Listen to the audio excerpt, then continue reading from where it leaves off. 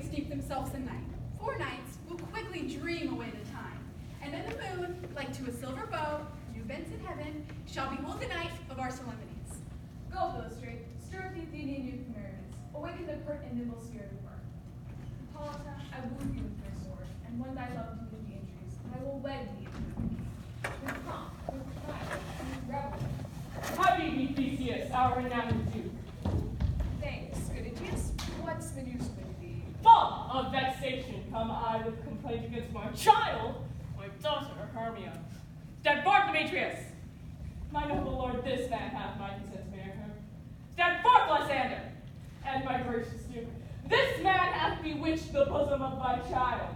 And, being so she will not here consent to marry with Demetrius, I beg the ancient privilege of Athens, that as she is not, I may dispose of her, either to this fine gentleman, or to her death, according to our law. What say you, Hermia? Be advised, fair maid. To you, your father should be as a god. Demetrius is a worthy gentleman. So is Lysander. I would my father look with my eye. Rather with your eye must his judgment look. So will I grow, so live, so die, my lord. My soul consents not to your sovereignty. Relent, sweet Hermia. Lysander, you by grace entitled to my certain right. You have her father's love, Demetrius. Let me have Hermia's. Do you marry him? Scornful Lysander! True, he hath my love, and what is mine, my love shall render him. I am, my lord, as well derived as he, as well possessed.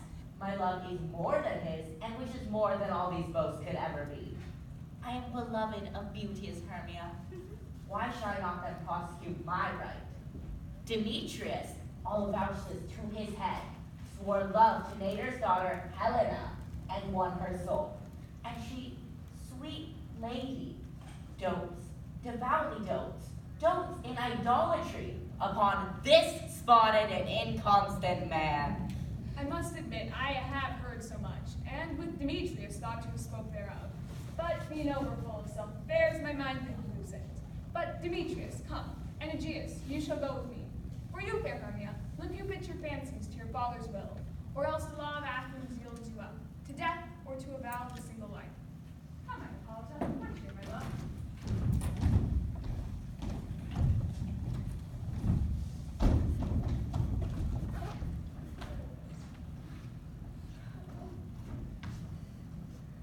How now, my love? Why is your cheek so pale? How chance the roses there do fade so fast? Delight for want of rain, which I could well obtain from the tempest of my eye. I need, for aught that I could ever read, could ever hear by tale or history, the course of true love never did run smooth. Oh, hell, to choose love by another's eyes. Hear me, Hermia, I've a widow aunt, a dowager. From Athens is her house, remote 7 leagues. There, gentle Hermia, may I marry thee. And to that place the sharp Athenian law cannot pursue us. If thou lovest me, then steal forth thy father's house tomorrow night, and in the wood a league without the town, where I did meet thee once with Helena. There I will stay for thee. My good Lysander, I swear to thee by Cupid's strongest bow, in that same place that thou hast appointed me tomorrow, truly will I meet with thee. Keep promise, love.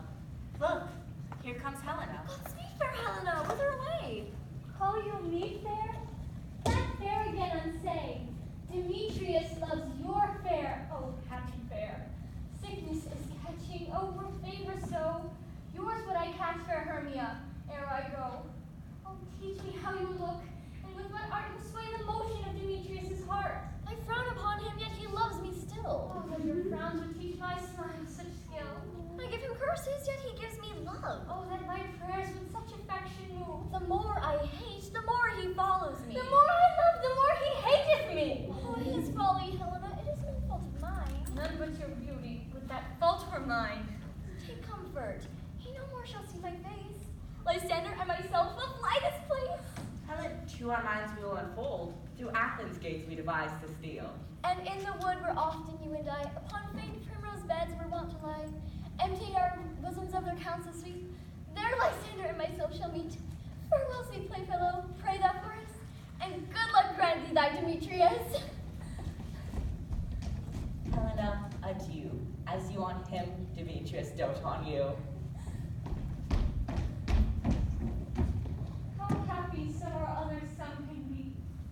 Through Athens I am thought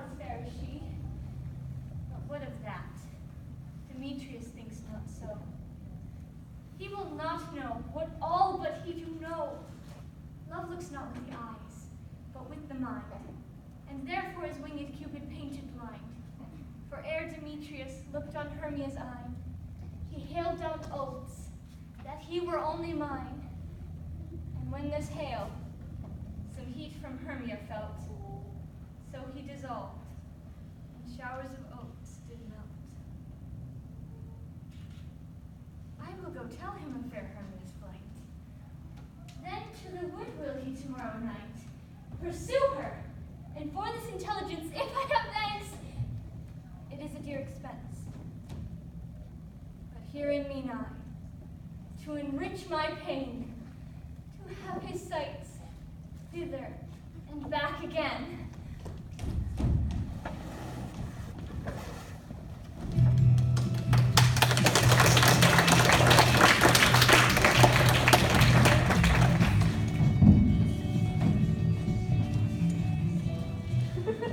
Is all our company here? You were best to call them generally, man by man, according to the script. Here is the scroll of every man's name, which is thought fit through all Athens to play your interlude before the Duke and Duchess on his wedding day at night. First, good Peter Quince, say what the play treats on.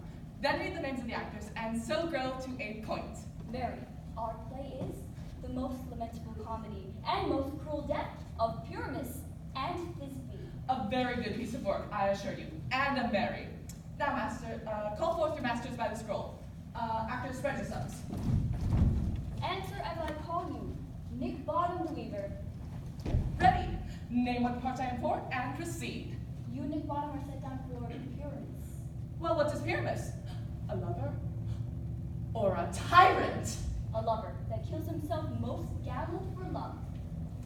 That will ask some tears in the true performing of it. If I do it, let the audience look to their eyes. I will move storms! I will condole in some measure. To the rest. And yet, my chief humor is for a tyrant. I could play Hercules rarely, or a part to tear a cat into make Oslo. Listen here. The raging rocks and shivering shocks shall break the locks of prison gates, and Phoebus' car shall shine from afar and make a law the foolish waits. This was lofty. Now name the rest of the players. Francis Flute, the bellows mender. Here, Peter Quince. Flute, you must take Thisbe on you. What is Thisbe, a wandering knight? It is the lady that Pyramus must love. Nay, Faith, let me not play a woman. I have a beard coming. That's all one. You shall play it in a mask, and you shall speak as small as you will. And I might hide my face. Let me play Disney too. I'll speak in a monstrous little voice. Disney, Disney. Oh, here must No. No. You must play Pyramus, and Flute you Thisbe. Well, proceed. Robin Starveling Taylor. Here, Peter Quince. Robin Starveling, you must play Thisbe's mother. Tom Snobbetinker. Here, Peter Quince. You, Pyramus' father. Myself, Thisbe's father. Snug Joiner, you the lion's part, and I hope here is a play fitted. Have you the lion's part written? Pray, if it be, give it to me, for I'm slow to study. You may do it extempore, for it is nothing but roaring. Let me play the lion too. I will roar you, that I will do any man's heart good to hear. I will roar you, that I will make the Duke say, let him roar again! Let him roar again! And you should do it too terribly, that you would fright the Duchess and the ladies, that they would shriek. And that were enough to hang us all. That would hang us, every mother's son. But I will aggravate my voice, so that I will roar you as for any suckling dove.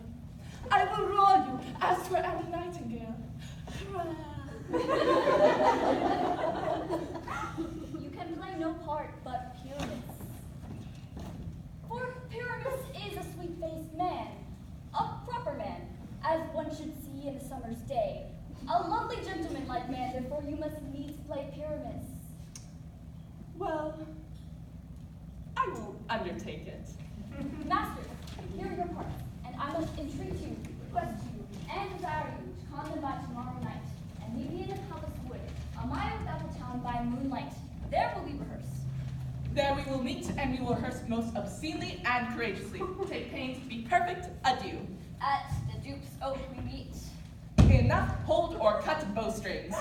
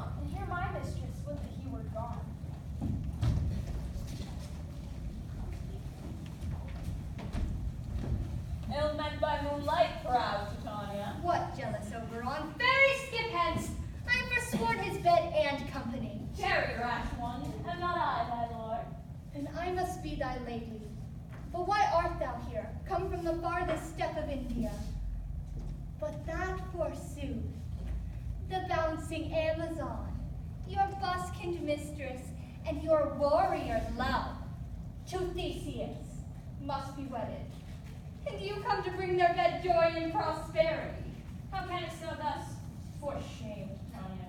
Glance at my good Hippolyta, knowing I know thy love to Theseus. These are the forgeries of jealousy. And never since the middle summer spring met we on hill and dale, forest or mead, to dance our ringlets to the whistling wind.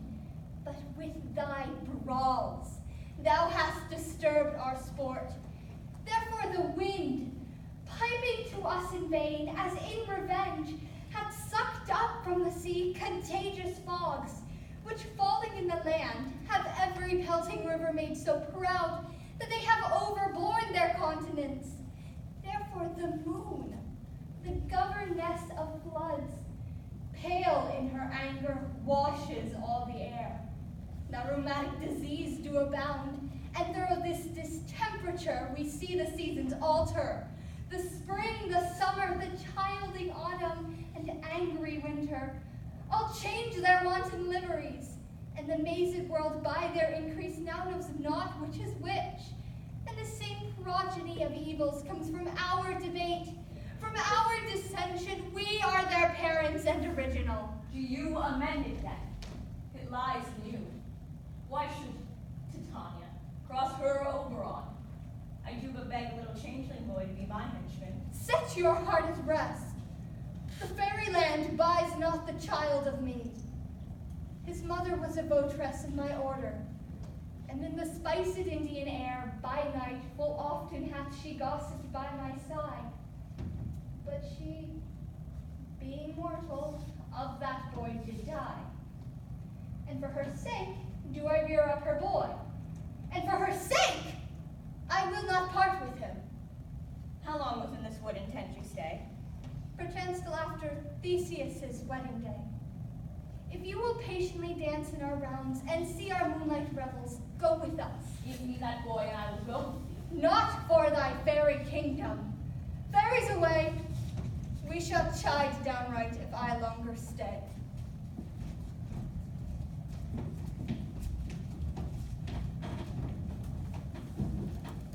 Well, go thy way. Thou shalt not from this grove till I torment thee for this intrigue. My gentle puck, come hither. Fetch me that flower, the herb I showed thee once, the juice of it on sleeping eyelids lay, because man, or woman, madly dote upon the next live creature that it sees. Fetch me this herb, and be thou here again, ere Leviathan can swim a league. I'll put a girdle round about the earth in 40 minutes. Having once this juice, I'll watch Titania when she's asleep and drop the liquor of it in her eyes. The next thing she waking looks upon, be it on lion, bear, or wolf, or bull, on meddling monkey, or on busy ape, she shall pursue it with the soul of love. And ere I take this charm from off her sight, I'll make her render up her page to me. But who comes here? I am invisible, and will overhear their conference. I love thee not, therefore pursue me not. Where is Lysander and fair Hermia? The one I'll slay, the other slayeth me. Thou toldst me they were stolen unto this wood, hence get thee gone, and follow me no more. You draw me, you hard and adamant. Do I entice you? Do I speak you fair? Or rather, do I not in plainest truth tell you I do not nor cannot love you? And even for that do I love you the more. I am your spaniel, and Demetrius, the more you beat me, I will fawn on you. Use me but as your spaniel. Spurn me, strike me, neglect me, lose me. Only give me leave, unworthy as I am, to follow you. What worser place can I beg in your love, and yet a place of high respect with me, than to be used as you use your dog? Tempt not too much the hatred of my spirit, for I am sick when I do look on thee. And I am sick when I look not on you. You do impeach your modesty too much to leave the city and commit yourself into the hands of one who loves you not. Your virtue is my privilege, for that it is not night when I do see your face. Therefore I think I am not in the night, nor doth this wood lack worlds of company, for you and my respect are all the world.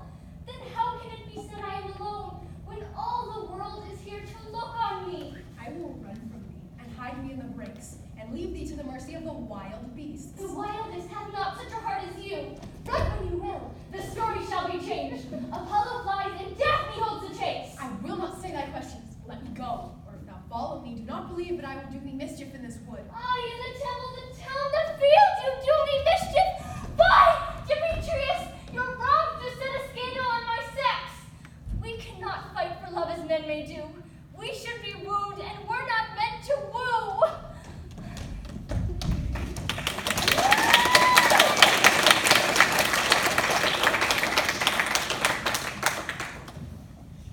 Fare thee well, nymphs. Ere he do leave this grove, thou shalt fly him, and he shall seek thy love. Hast thou the flower there? Welcome, wanderer. Aye, there it is. Pray, give it me. I know a bank where the wild thyme blows, where oxlips and nodding violets grow, quite over canopy with luscious woodbine, where sweet musk roses and with eglantine, there sleeps Titania, sometime the night, lulled in these flowers with dances and delight. And with the juice of this, I'll streak her eyes and make her full of hateful fantasies. Take thou some of it, and seek through this grove a sweet Athenian lady is in love, with a disdainful youth. Anoint his eyes, but do it when the next thing he spies may be the lady. Thou shalt know the man by the Athenian garments he hath on.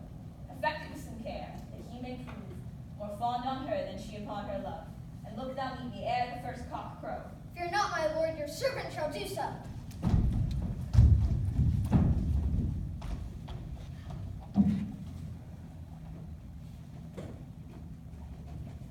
Come.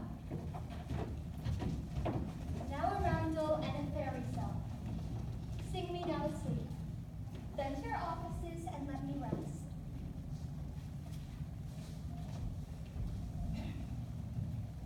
You spotted snakes with double tongue,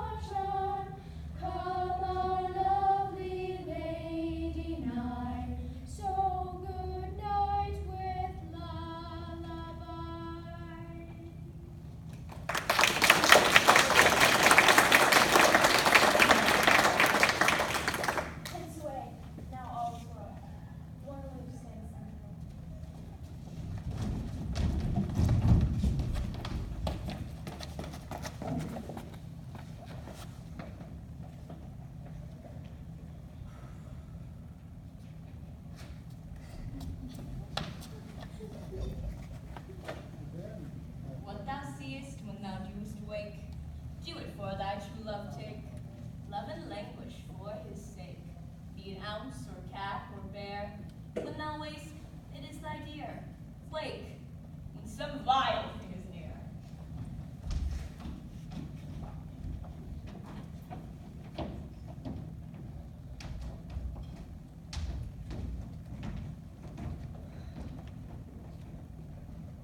Fair love, you faint with wandering in the wood.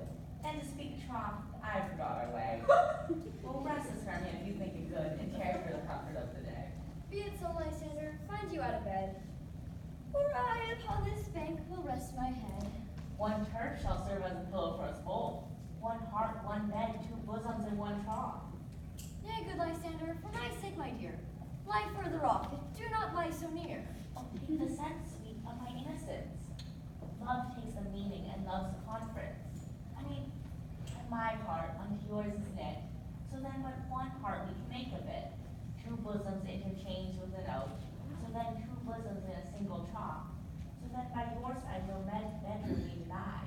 You're lying so, Hermia, I do not lie. Lysander riddles very prettily. Now much beshrew my manners and my pride, if Hermia meant to say Lysander lied. But gentle friend for love and courtesy, lie further off. And good night, sweet friend. Thy love ne'er alter till thy sweet life end. And end life when I am loyalty. Here is my bed. Sleep give thee all his rest. With half that wish, the wisher's eyes pressed.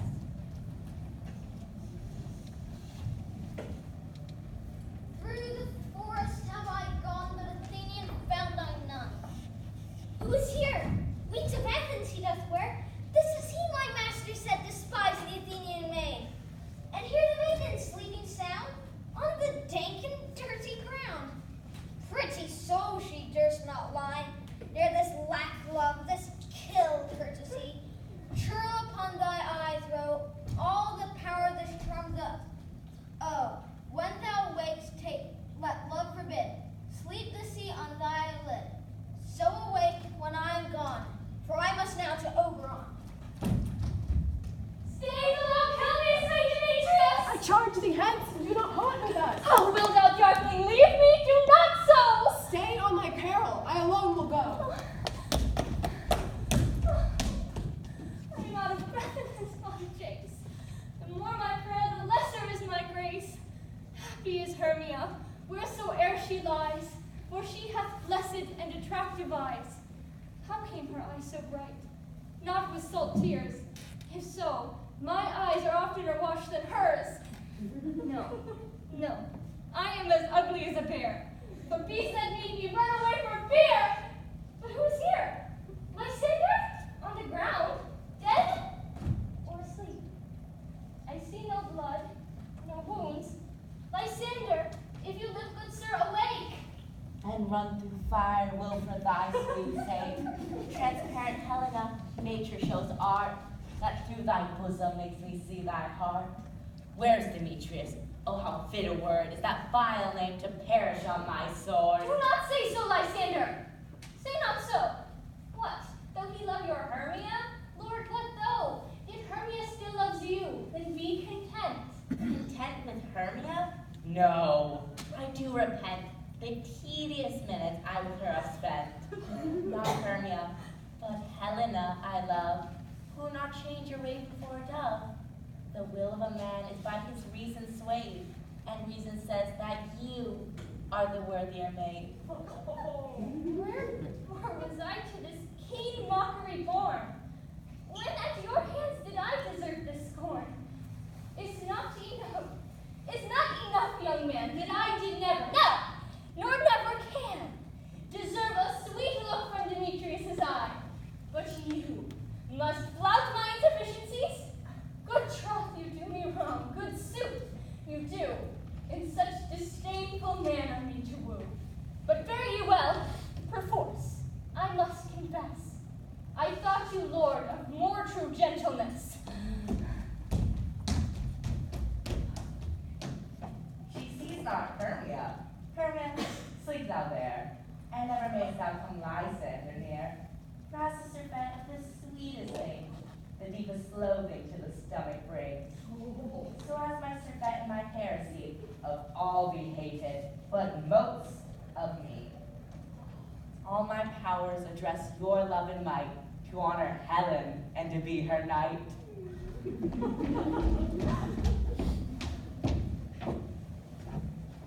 Lysander, help me! Do thy best to pluck this crawling serpent from my breast. Ay me! For pity, what dream was here? Lysander, look how I do quake with fear.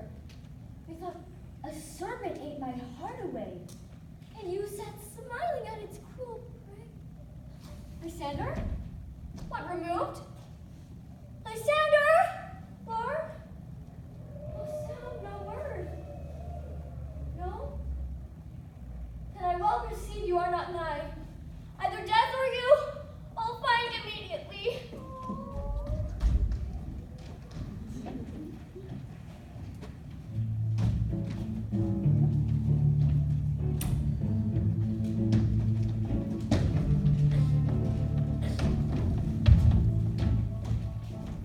Are we all met? Pat, and here is a marvelous, convenient place for our rehearsal. Peter Quince. What sayest thou, Billy Bottom? There are things in this comedy of Pyramus and Thisbe that will never please. First, Pyramus must draw a sword and kill himself, which the ladies cannot abide.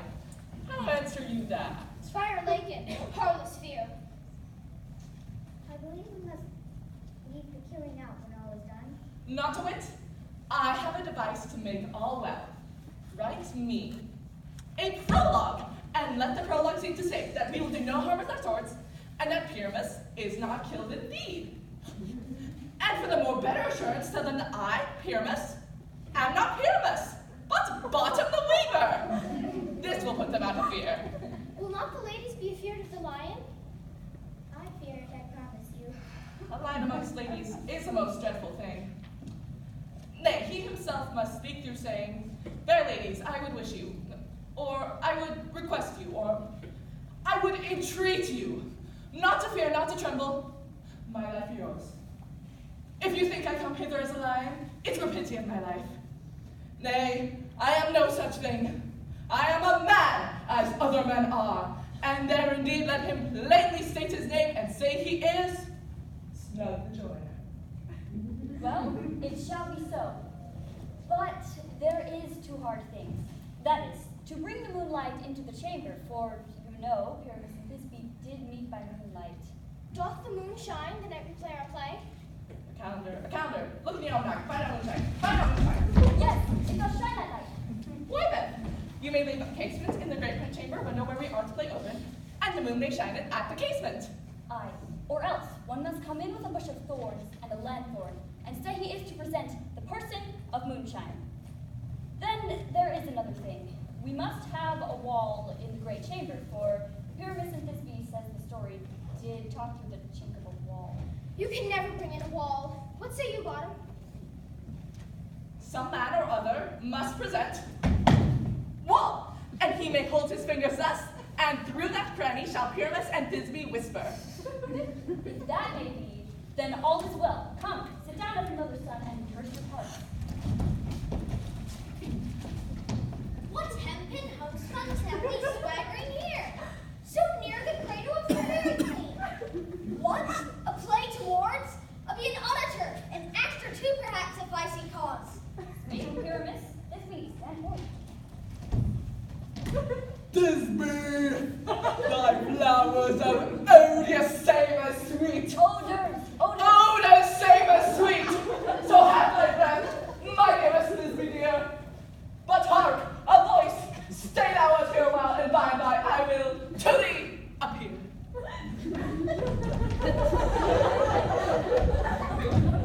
Stranger Pyramus than e'er played here. Must I speak now? Aye, very you must, for you must understand he goes but to see a noise he heard, and is to come again. Most radiant Pyramus, most lily white of hue, I'll meet thee, Pyramus, at Minnie's tomb. Nimus children, why? You must not speak that yet. Thou to enter to Pyramus. You speak all your minds at once, cues and all. Pyramus, enter. Your cue is past. It is never tired. Oh, as truest horse that yet would never tire. If I were fair, Thisbe, I were only thine. Oh, monstrous, so strange. We are haunted. Premasters, flymasters, help!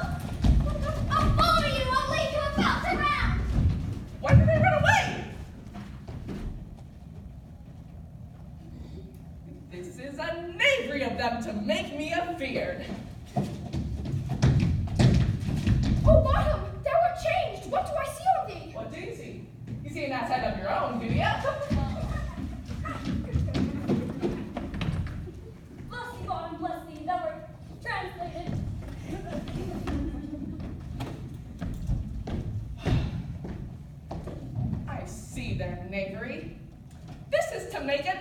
dazzle me, to fright me if they could. But I will not stir from this place. Do what they can, I will walk up and down here, and I shall sing, so that they shall hear I am not afraid.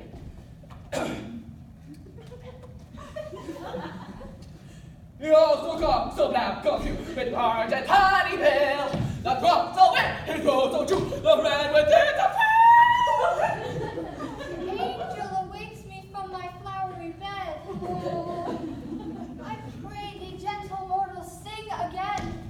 My ear is much enamored to thy note, so is my eye enthralled to thy shape, and thy fair virtues force, perforce doth move me on first view to say, to swear, I love thee. Methinks you should have a little reason for that. And yet, to say the truth, reason and love did keep little company together nowadays. Thou art as wise as thou art beautiful. Not so neither, though if I had enough wit to get out of this wood, I had enough to serve mine own turn. Out of this wood do not desire to go. Thou shalt remain here, whether thou wilt or no. I am a spirit of no common rate. The summer still doth tend upon my state, and I do love thee, therefore go with me. I'll give thee fairies to attend on thee, and I will purge thy mortal grossness. So thou shalt like an airy spirit go. Peach blossom, cobweb, moth, mustard seed. Ready? And I. And I. And I. Where shall we go? Be kind and courteous to this gentleman. Feed him with apricots and dewberries, to have my love to bed and to arise, and pluck the wings from painted butterflies, to fan the moonbeams from his sleeping eyes. Nod to him, elves, and do him courtesies. Hail, mortal. Hail. Hail. Hail. I cry your worship's mercy heartily. I beseech your worship's name. Come in. I shall desire you more acquaintance, good Master Cobweb. If I touch my finger, I shall make full with you. Your name, honest gentleman. Peas blossom. I pray you commend me to Mistress Squash, your mother. Your name, I beseech you, sir. Mustard seed. Good Master Mustard Seed, I promise you, your kindred had made my eye water ere now. I shall desire you more acquaintance, good Master Mustard Seed. Come. Wait upon him.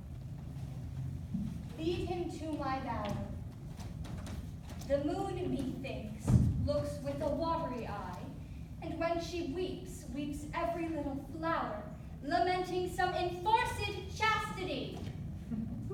Tie my love's tongue. Bring him silently.